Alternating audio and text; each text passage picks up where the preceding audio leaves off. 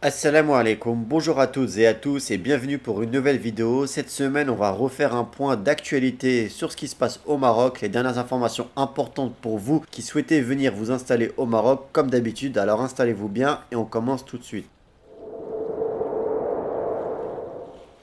J'en avais déjà parlé il y a quelques semaines sur ma page Instagram, mais je souhaitais vous en parler également sur la chaîne YouTube. Très important si vous souhaitez ouvrir une société au Maroc ou bien que vous avez déjà une société, le taux d'imposition va changer et évoluer au fur et à mesure des années pour atteindre un taux unique à 20%. Il y a malheureusement une fausse appréhension, un faux cliché quand on vient s'installer au Maroc. On pense souvent que l'imposition sur les sociétés est très avantageuse, que c'est un paradis fiscal, mais en fait il n'en est rien. Il y a une vraie taxation au Maroc. Après, attention, elle est quand même bien inférieure aux pays européens que vous avez connus et notamment la France, mais elle reste quand même présente. Et jusqu'ici, le taux d'imposition était très différent selon votre chiffre d'affaires, selon vos bénéfices, il y avait des tranches, etc., etc. Et le gouvernement a souhaité simplifier cela pour atteindre un taux unique à 20% d'ici 2026. Donc attention, si vous souhaitez monter une affaire en 2024 ou que vous avez déjà une entreprise, le taux ne sera pas à 20% tout de suite. Vous allez d'abord avoir un taux à 15%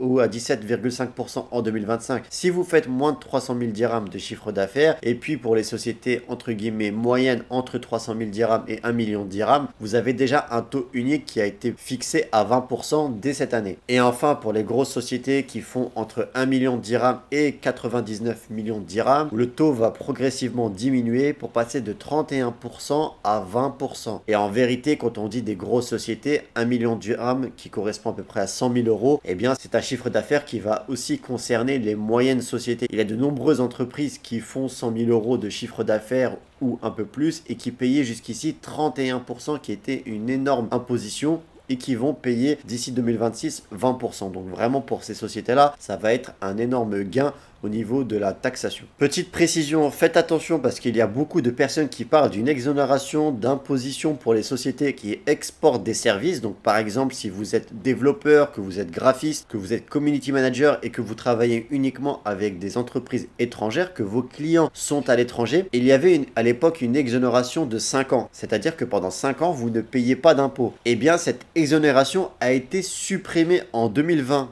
Donc si vous vous installez au Maroc pour bénéficier de cette exonération en ouvrant une société qui va exporter des services, sachez que ça n'existe plus. Voilà pour la précision sur le taux d'imposition. On passe tout de suite à la deuxième actualité. Mais avant ça, n'oubliez pas de vous abonner à la chaîne si vous aimez ce type de contenu et que vous ne souhaitez rien rater des prochaines vidéos sur le Maroc. Et en plus, ça me soutient énormément.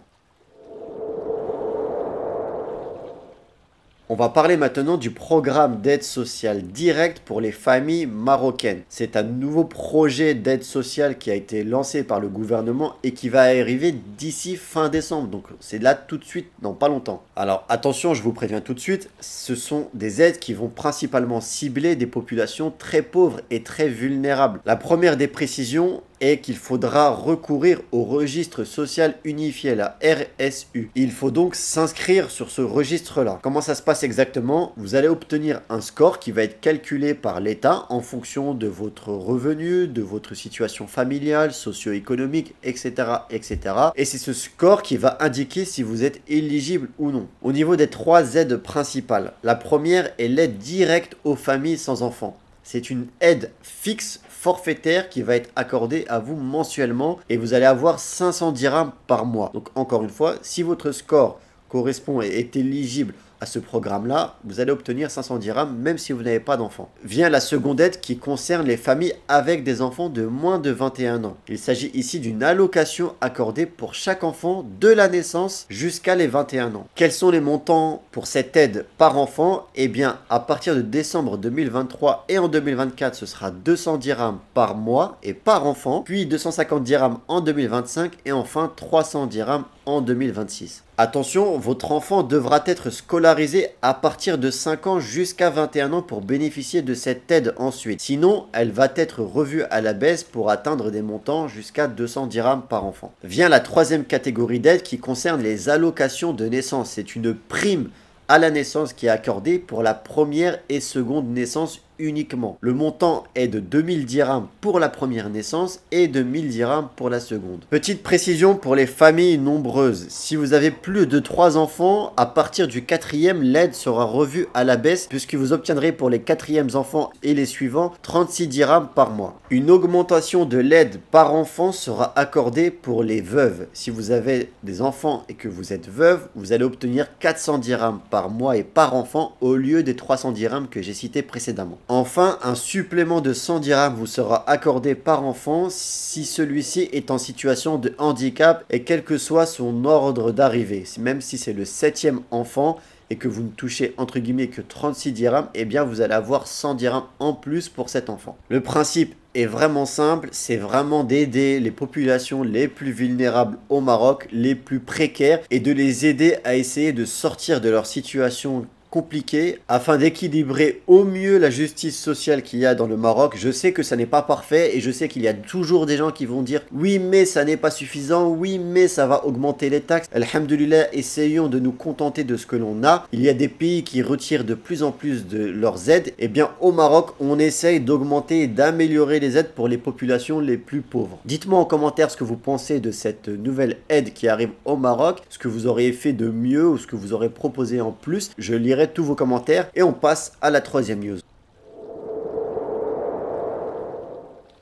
Si vous venez vous installer au Maroc, vous le savez peut-être, mais certains prix du multimédia, de l'électronique coûtent assez cher au Maroc, en tout cas plus cher que dans les pays européens et notamment de la France quand on vient de France. Vous avez l'habitude d'acheter une télé, d'acheter un téléphone, d'acheter un ordinateur, et bien en général, tous ces produits-là vont coûter un peu plus cher au Maroc, faute d'une taxe qui est assez importante au droit d'importation. Et bien, sachez que le coût des téléphones, des smartphones notamment, vont augmenter encore plus parce que la taxe va être rehaussée en 2024. Attention, ce projet de loi n'a pas encore été totalement validé, il va rester une étape qui est celle de la Chambre des conseillers, mais la hausse des droits d'importation a été maintenue jusqu'ici à 30% sur tous les téléphones. Donc d'ici 2024, et si c'est adopté définitivement, le prix des téléphones va forcément augmenter suite à cette hausse de la taxe. Quoi qu'il en soit, si vous souhaitez toujours vous installer au Maroc, que la vie vous intéresse, n'oubliez pas que j'ai écrit un guide pour vous aider dans les démarches, dans les préparatifs de l'installation et même dans vos premiers mois une fois sur place au Maroc. Le lien est dans la description. Si vous souhaitez apprendre le Darija pour vous intégrer au maximum au Maroc et réussir votre vie marocaine, je suis partenaire avec une plateforme